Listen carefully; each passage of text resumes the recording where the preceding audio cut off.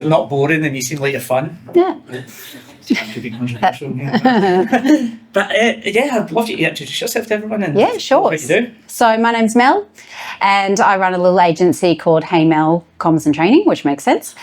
And I specialise in change communication. So my secret sauce is bringing together communication, change management, and behavioural science, and using that to really help drive change and make a difference in primarily people's lives in the workplace. So we do focus very much internal comms. And when I'm not doing that and running courses and speaking and writing books, I am a group fitness instructor. So I teach cycle and yoga and body step and HIIT and you name it, I teach it. So that keeps me super busy. We were going to do a display, weren't we, with these guys? Yeah, burpees. Yeah. I mean, do you normally after the pizzas, that's when the burpees come Well, through? there's a lot of different varieties of burpees you can do. So we may as well showcase. Like, you speak all over the world, right? You've just been in Vancouver. Just been in Vancouver, talked at the IABC World Conference there, Manila earlier in the year, Sydney, yay. I go where the people need me. That's amazing. I'm kind of a big deal when it comes to speaking as well. True. I've been to Las Vegas, Auckland, Ipswich, which was my personal favourite. They didn't seem to like me there, though. They chased me out pretty fast. Really? Yeah. I know. So, mate, I'm going to have to apologise because I have to do this quite a lot because I didn't have a chance to print out my... No, you've saved a treat. It's okay. But I did want to chat about, in the book, you talked about the pie methodology. Mm-hmm. Now, I'm no stranger to a pie, which I'm sure is the same for everyone else. It seems so easy, Mel. I wonder if you could talk us through a bit of pie and... Pie, yeah. Well, firstly, everyone loves an acronym. So PIE stands for personal, interesting, and easy. So they're kind of the golden rules of change communication. And personal means it's actually relevant to people. It's not a one-size-fits-all approach with communication. It never is. So it's relevant. It is personalised to their interests. It is very much tailored in terms of the language that is used as well. Interesting means not boring. So when you are drowning in a sea of corporate comms all day, you want to stand out. And so that is about making it interesting. And making it interesting means different things in different contexts. It can be using visuals. It could be using video. It could just be the way you frame the message as well. And then easy is about, can I easily access that information, that message, obviously, but is it also easy to understand? So that again comes back to the language that you use. Is it short? You know, this is a big thing. We need to make it short. A big part of that is people, I often hear, people don't have any long attention spans anymore. It's not that our attention spans are shorter. We have more things trying to get our attention than ever before. And when you think about the amount of information you are consuming every day, just you know, text messages, emails, phone calls, Teams messages, Zoom calls, social media content you're looking at, most people are consuming anywhere between the equivalent of 8 to 9 movies worth of information a day. So this is where these 3 principles can really help if, without being overwhelmed yourselves by all the behavioural science, can help you to sort of start to tailor your work so it starts to cut through that noise.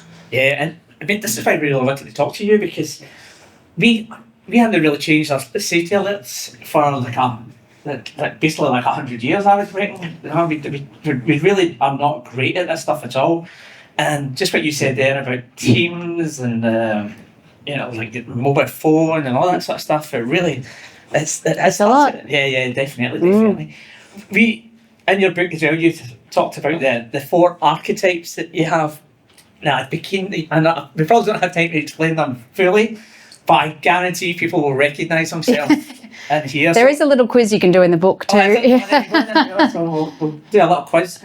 The prize at the end is catching up with Josh. But you talked about the communicator archetypes: Jargon Jack, Waffling Wendy, Short and Sharp Sharon, Yeah, I know. I'm talking to you like I'm talking to you, and the really redundant Rodney. Yeah. So, could you tell us a wee bit more, maybe about each of those, Yeah. and see if people can recognise themselves in there. Yeah, and all of them have their strengths and their challenges.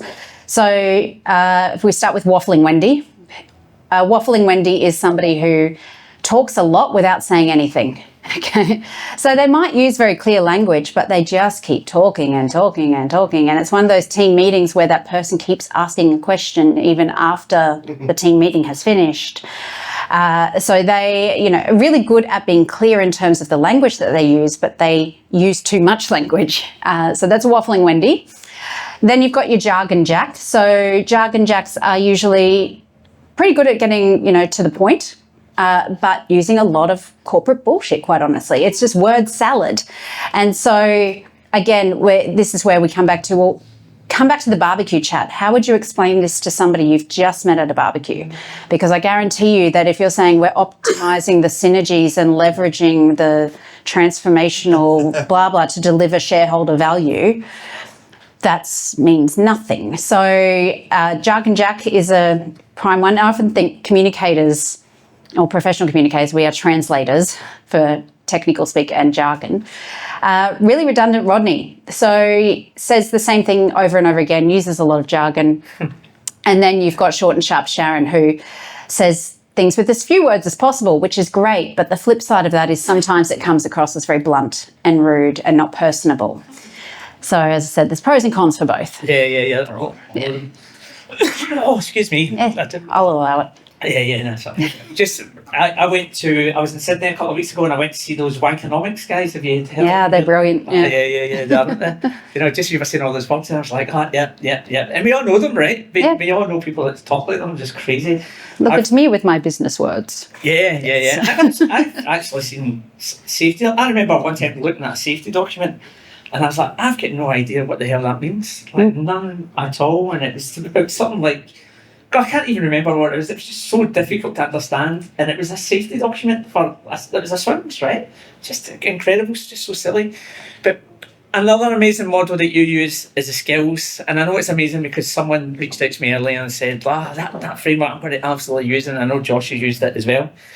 But so I'll get you explaining the skills. Yep. But one of the things that I'm super interested in is like skimmability, because like you said, we just don't have the brain capacity now to take a lot of information in. So I just wonder if you could share that. So skills is a framework that the book is centered around. So it stands for subject, knowledge, ideas, language, less, and skimmable. So subject is who are you talking to?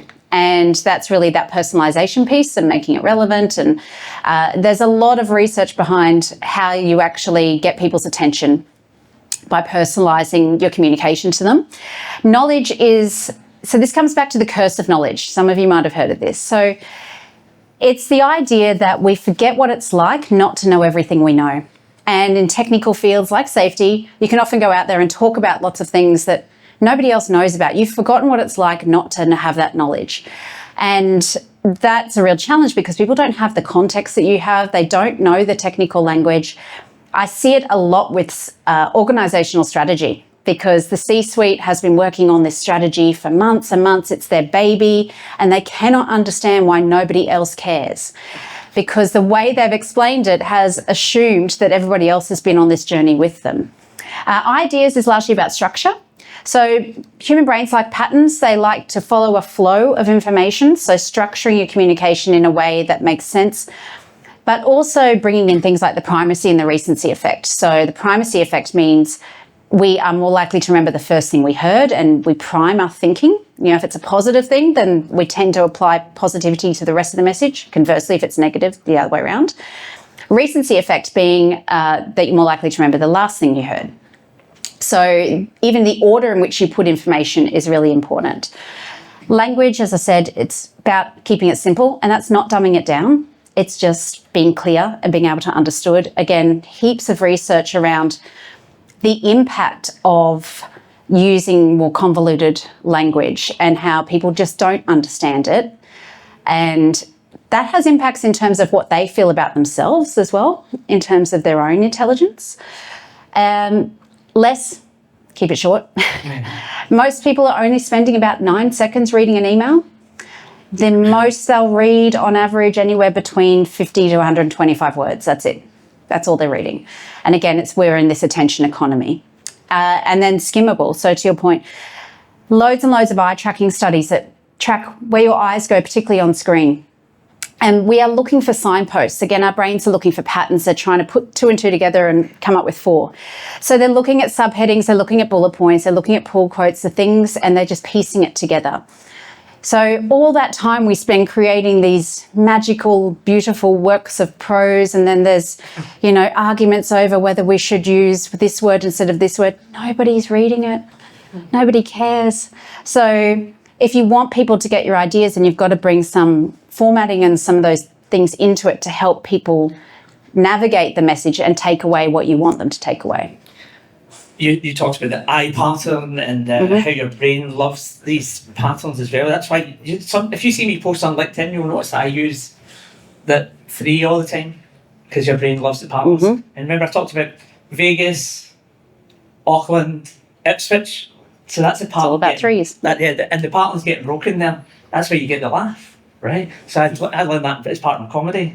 So just when you use the rule of 3, have 2 that make sense. Monday, Tuesday, banana. And I guarantee you'll get a laugh if you try that with your safety. And you should try it in the safety. So I'm telling you, you should. Again, the pattern, if you haven't heard of it yet, you should have a look at UX mapping or usability mapping. I learned about that probably about 5 or 6 years ago. And it's, again, I kind of feel it's really complicated, and that's probably why we don't do it that great. But if you haven't heard of it yet, have a look at usability mapping. There's a body of knowledge on it, and it's really, really excellent for the stuff that's not really important. So talking about humour and I kind of feel I take risks sometimes with my safety communications. I'd love to share one that I done. You might not remember this, Kaz, but we had one of our sites in Newcastle when I worked at Origin had a gas explosion. Right, and they had the CCTV footage of it, but there was a wasp's hornet nest, and that sort of captured. That was over the front of the footage. So there was about 5 slides, and I put a hornet through every single one of the slides. Right, every single one. There was just a hornet flying around. Do you remember that? No? Yeah. I tell you what, nobody laughed. Nobody laughed, but I pissed myself laughing. Because I think people were like, what the hell's just happened there? What did he do? But it was just like one of those, I thought, I'm introducing sort of humour to this because it was just funny. Oh, geez, it was just, we had to do something, didn't we? It was like I was always trying to bring something a wee bit different to it. But kind of wondering how you feel about the use of humour in crisis comms or safety communication. Well, there's a time and a place. And it depends on the crisis too. I've worked in a lot of crisis comm situations where you would absolutely never use it.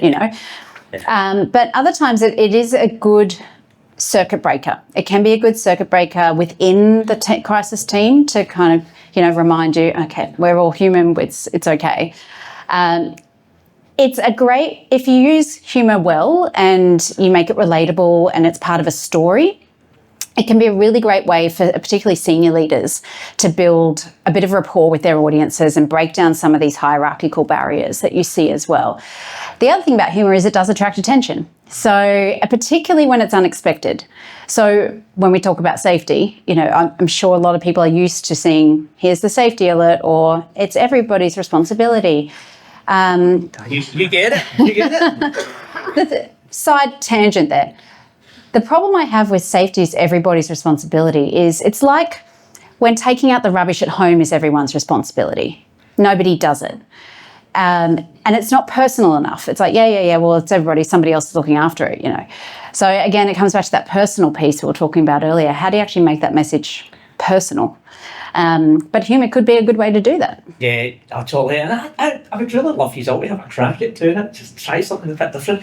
Even my out of office I used to put my out of office saying that if I win lottery, I'm not coming back. and when I did come back, people would call me up saying, "Oh, do you know what? I was absolutely knocking myself at your out of office." So it kind of became the thing that every time I was on leave, someone would go, "Oh, I can't wait to see what your out of office is." I need to get back to doing that. I have used it a fair bit when I was working for a large childcare company that shall remain nameless. It was a crisis a day there, honestly. Like, just stop locking kids in sheds. Like, it's not hard. Check the shed.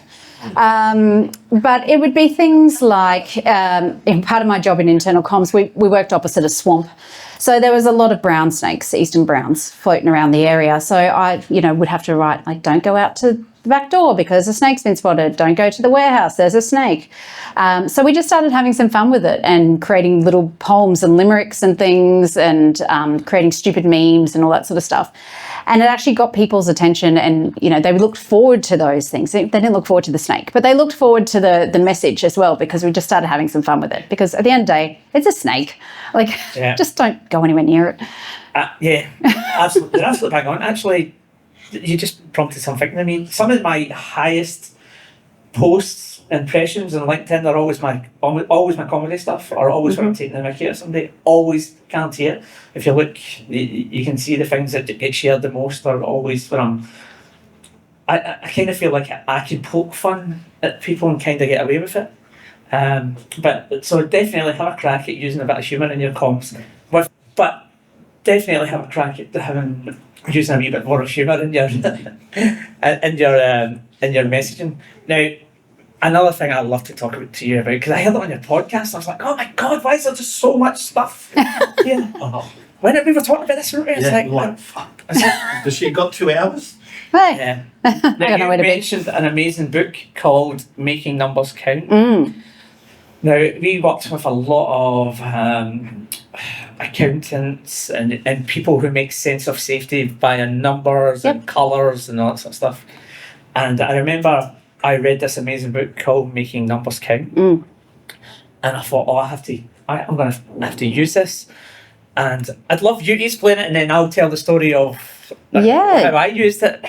Yeah, so Making Numbers Count is absolutely a must-read. It's by one of the Heath brothers. There's Chip and Dan Heath. They're both organisational psychologists, I think.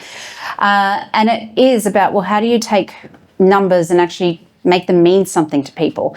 I think the first step with any data is make sure you are actually telling the right story. There's a whole lot of research now around what people take out of sets of data as well, and whether that's true and accurate.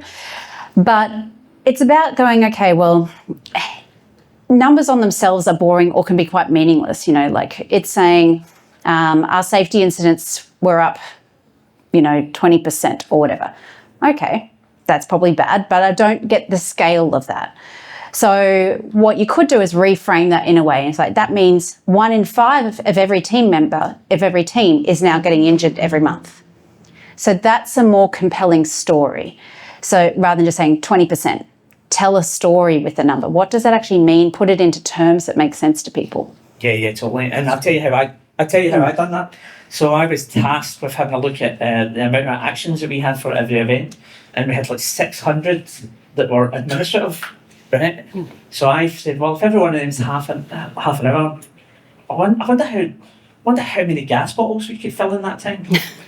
So I basically went into ChatGPT, put the dimensions of a gas bottle, how long it took, how much it cost. So can you turn this into I've got 600 actions, each are half an hour each.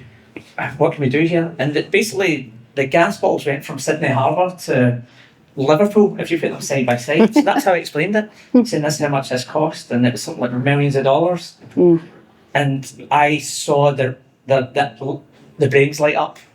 Yeah. I thought, it's because our brains are wired for visuals. They were never wired for numbers as such. And I talk about this in the book. The story of human literacy in and of itself is a very recent story. It wasn't until the late 80s, early 90s that the worldwide literacy rate even met 87%. So for the majority of our time on this planet, in the modern human form, we were not writing emails, we were not looking at spreadsheets, and we're not working with data, we were telling stories. And our brains are wired for stories. And most stories are about change because, again, our brains are wired to detect change because change in our environment could be a threat or it could be something good for us. And so the challenge is to take that data and tell a story with it. And again, we really love visuals as well. We love a good visual. So if you can visualize something for people, then again, you've got them. It's a story. It's telling a story. Yeah, and that's, like I said, as soon as I put those gas bottles side by side, I could see the lights going. And I was like, okay, connection. This is the way how I'm going to keep getting them from now on. Now we had an audience member reach out to me and fancied giving me a question. Mystery question. A mystery question. But so just listen to Mel's pod. Amazing. We love her. Would be great if she could talk about calling out in a professional way, not in the way that I would do it, when you know that leaders are putting lipstick on a pig, using jargon, weasel words, etc. So how can you call that out? It does depend on the leader. So some leaders are very driven by evidence and data. So there are some really good studies that show, there's one that I love in particular. It's by a guy, Daniel Oppenheimer. It's going back to about 2009, but the title of the paper is brilliant. It's like the consequences of using erudite vernacular irrespective of necessity, which means the problems with using long words needlessly.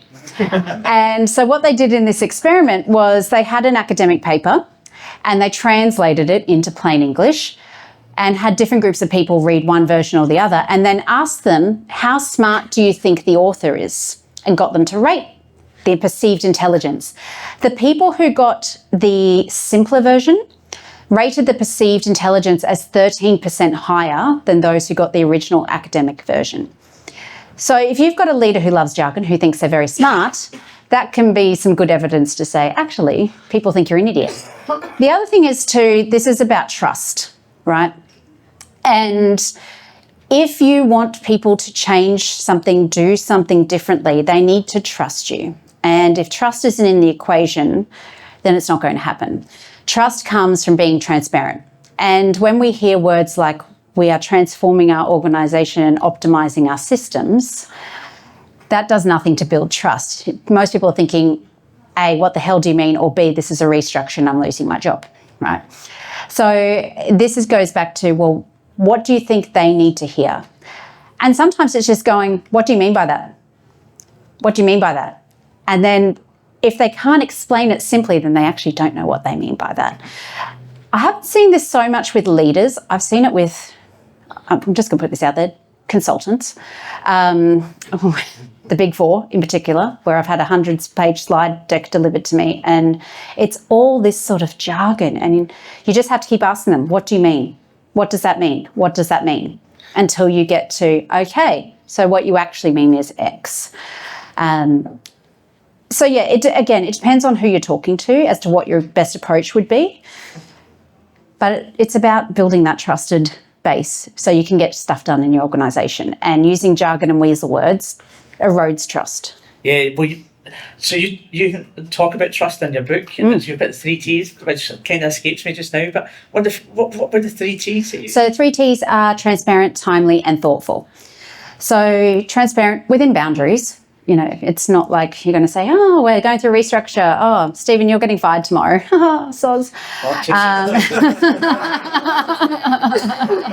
Way too soon. A bit too transparent. But it's about, being open and honest and saying when you don't know something. It's okay not to have all the answers as a leader. You're not superhuman. You're not expected to have all the answers, but commit to finding out.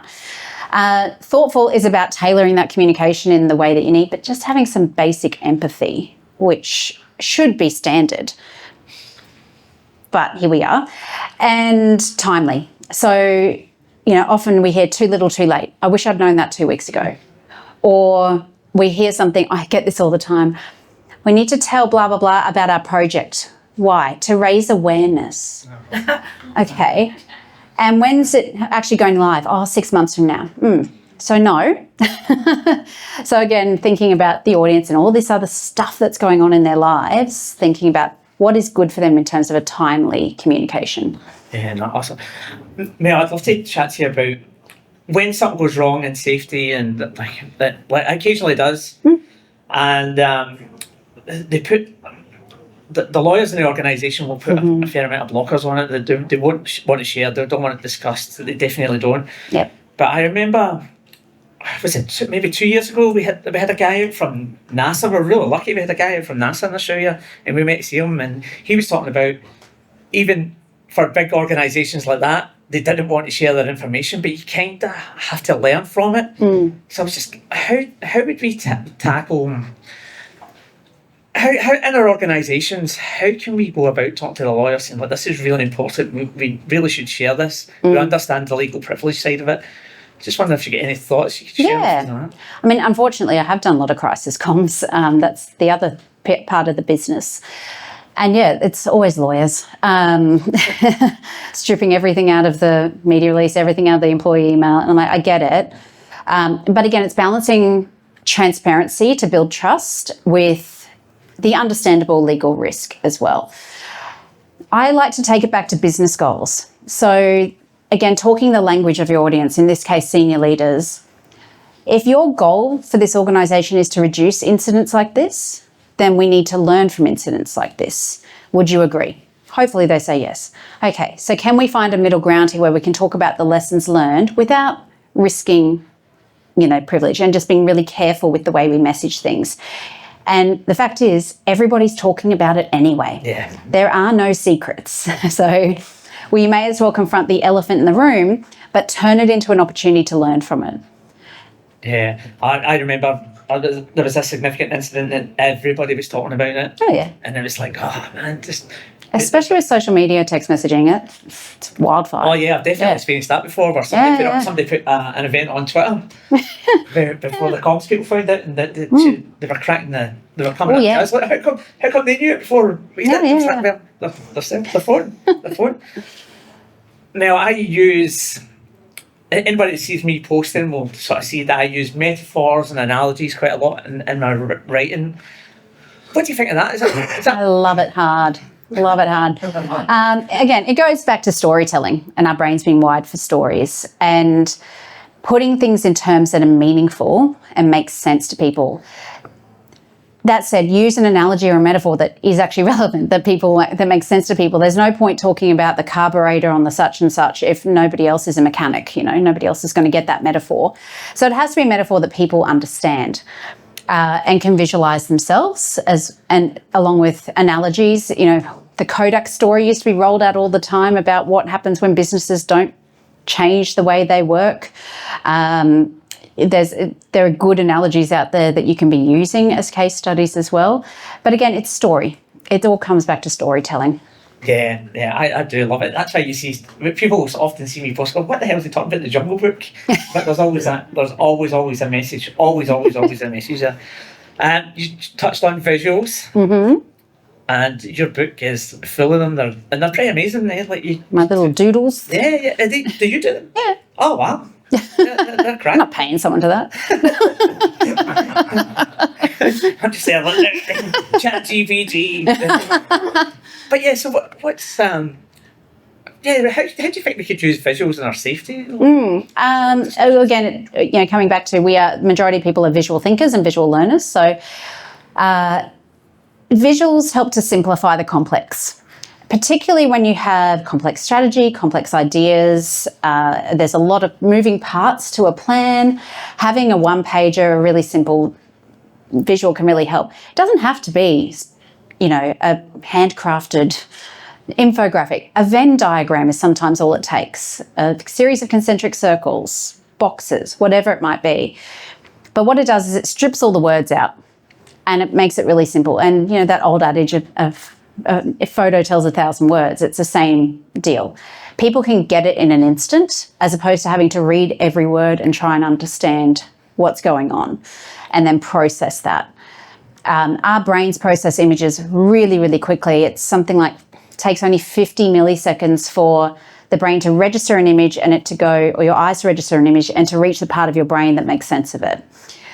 So imagine doing that speed of understanding versus a whole email full of dot points. It just makes sense. Yeah, totally. Yeah. I've been doing a bit of research on history and posters and all that sort of stuff, and I think I gave Josh a few posters, yeah. So we're talking. We've been trying to change this stuff for about 100 years, right? Mm-hmm. You know, the ABC. And yet here we are. Yeah. So there was a poster that I didn't really understand. I didn't make. Maybe you can tell me what it is.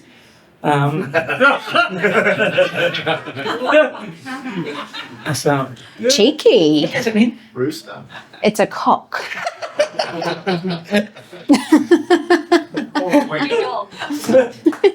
So I actually made that. Of course you did. So Of course you did. wiener dog. I've got 2 wiener dogs, and my wiener dogs get in all of my videos. So there you go. Yeah, please. I had to do a hand and finger campaign with a bunch of grown men, and I was like, no, I am not doing that because they're grown men and they don't need to know. So I said, look, can you let me do my own thing?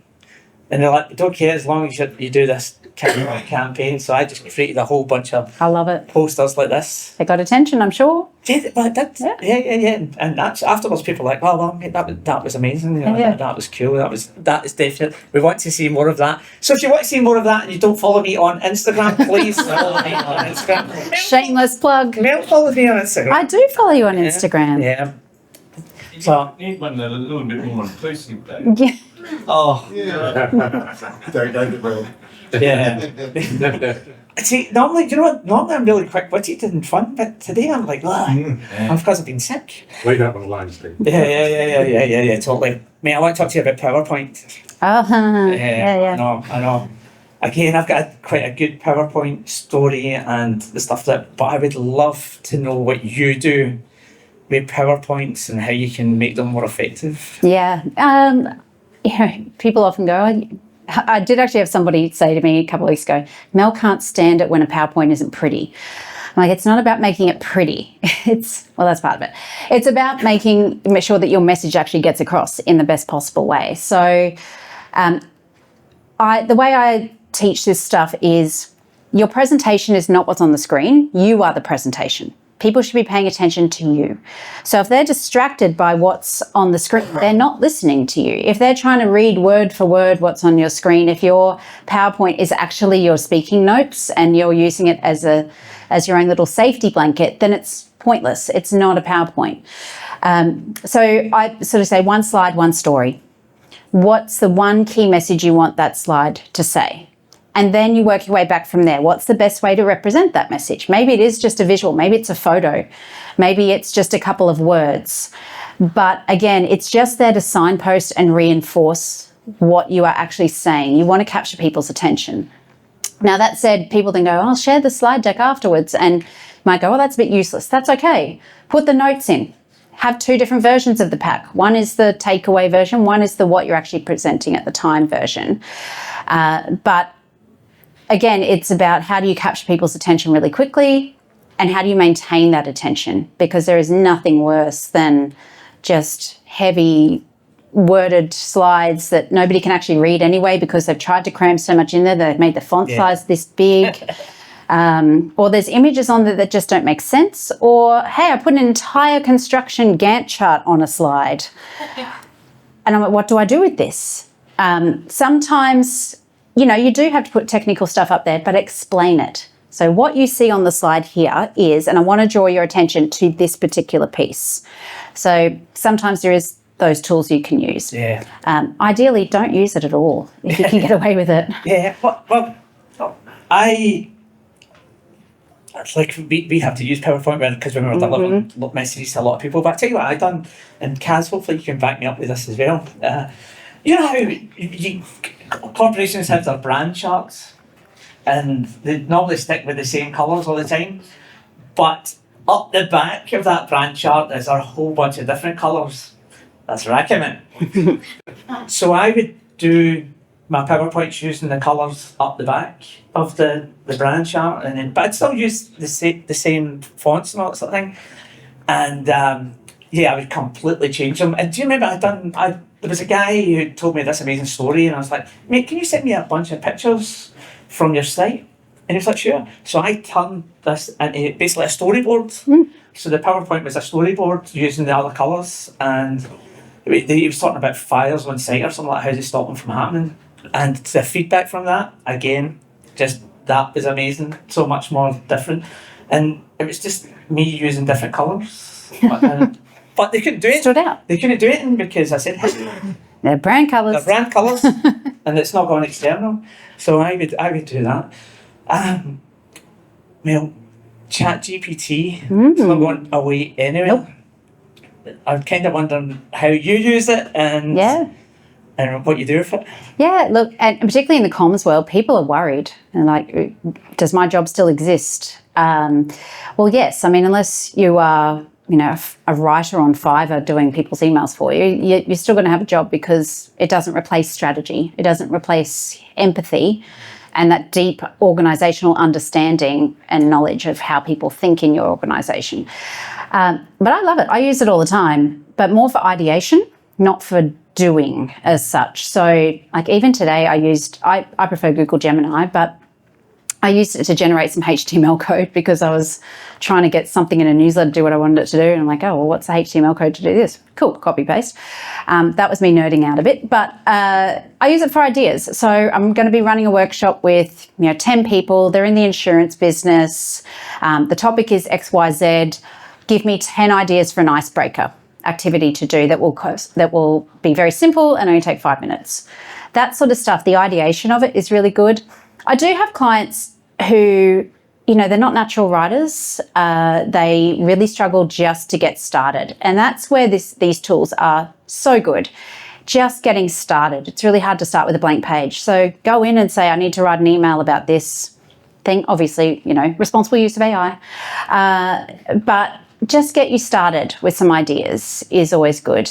I know there's a whole lot of risks around it, particularly in the university space right now. There's a lot going on there around, people using AI to write assignments. But I also see it bridging a lot of gaps. There was an interesting article in the ABC just today about how the writing skills haven't been included in the education syllabus for 30 years. So they're adding them back in now. It's like, okay, cool. But what about all the people in the last 30 years where writing skills were not included in the syllabus? So for them, it's a gap that needs to be bridged. My niece is profoundly dyslexic, and so her literacy is very poor. Her verbal reasoning's off the chart, trust me. That kid can find loopholes in anything. But tools like this help her write and help her make her writing understandable to others.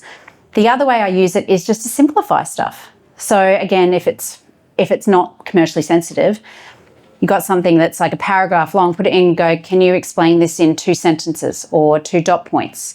So again, if you're struggling to simplify because you're used to writing in a different way, it can be a great tool for that.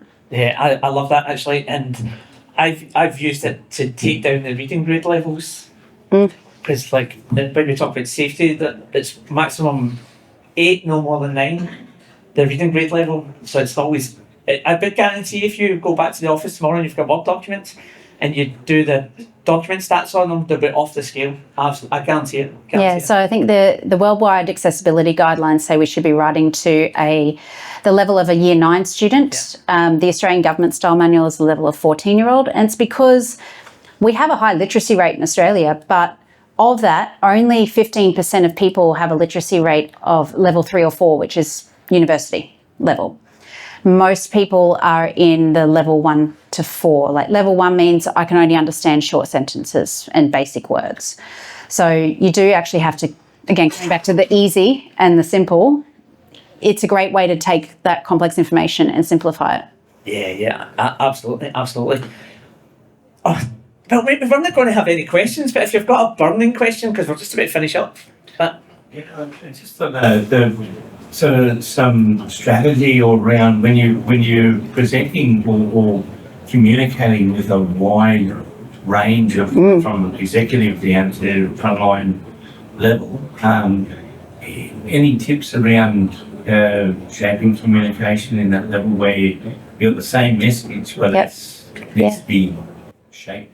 Yeah, so the question, if you weren't able to hear that, was what happens when you're communicating to a really broad audience from executive level down to frontline? Again, no one-size-fits-all approach. So it's about taking the same message but repackaging it in different ways for different audiences. So for your executive level, you can get away with using that high level of language. You know, they may have a preference for how they want to be communicated with. When you've got people on the front line who, you know, are very busy, and you know, some of us work in, I'm sure some of you work in industries where the front line isn't on a computer all day. They're not on their phones. They're helping, you know, they're in aged care, they're in hospitals, they're doing their jobs. So the way you reach them is going to be quite different as well. So again, it's never one size fits all. What I do say, so repackage it for different audiences, but for those audiences, repackage it in 3 different ways. So it might be a visual, it might be a verbal, and it might be a written piece, for example, to try and reach different learning styles as well. Neil, thank you. That was great. Mel, so we've come to that part of the night. Ooh. It's my favourite part. Oh, I thought it was when I got here. Mate, I would love to know, what's the song that will get you up on karaoke? What's your favourite karaoke song? I have a lot. I'm very susceptible to a jingle. I mean, oh God, it depends on the mood I'm in. So it could be Foo Fighters, or it could be... You've just spent the evening with us. Yeah. What kind of a day now? Are you depressed? Yeah. Is that it? Aerosmith. Oh, look, if it's a happy tune, it's probably like, because I was clubbing in the early 2000s, so it'd be like Britney Spears or something. Oh, yeah. So is that the song that if you heard that on the dance floor, you're right? I'm in. Yeah. Oh, cool. Mel, thank you so much. Mel's book is More Chat and More Matter, and there's another book as well. She's got them up here if you want to buy them. And she'll obviously be hanging around to sign them. Yeah. And it's available on Amazon. And for every review that's left on Amazon, unfortunately, you can't leave a review if you buy a hard copy. But if you decide to buy from Amazon, for every review, I'm donating an hour of my time, my consulting time, to DV Connect. So every review counts. If that's not worth a round of applause, we're not all right. Mel Loy, everybody. Thank you. Oh. Thank you. And a thank you to that big brown paper bag that you've got. Make sure Josh passes his QCert. Can we go